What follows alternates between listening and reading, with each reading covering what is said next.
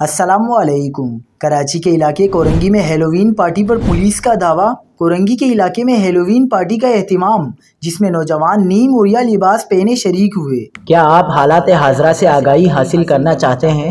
خبر کے پیچھے چھپے اصل حقائق جاننا چاہتے ہیں تو ابھی سبسکرائب کیجئے جلمل پاکستان کو اور ساتھ ہی گھنٹی کے نشان پر کلک کر دیں۔ آپ کو بتاتے چلیں کہ کراچی کے علاقے کورنگی میں ہیلووین پارٹی کے انعقاد پر پولیس نے کارروائی کرتے ہوئے پارٹی بند کروا دی، لیکن کسی کو گرفتار نہیں کیا گیا۔ پارٹی مہران ٹاؤن میں مقامی انتظامیہ کی اجازت سے منعقد کی گئی تھی، تاہم اہل محلہ نے پارٹی کی شکایت کی، جس کے نتیجے میں پولیس نے مداخلت کی۔ سوالات اٹھتے ہیں کہ آخر کس بنیاد پر فحاشی و عریانی پھیلانے کے لیے اس پارٹی کے انعقاد کی اجازت ملی، اور اگر غیر قانونی سرگرمیاں ہو رہی تھیں تو کوئی گرفتاری کیوں نہ ہوئی؟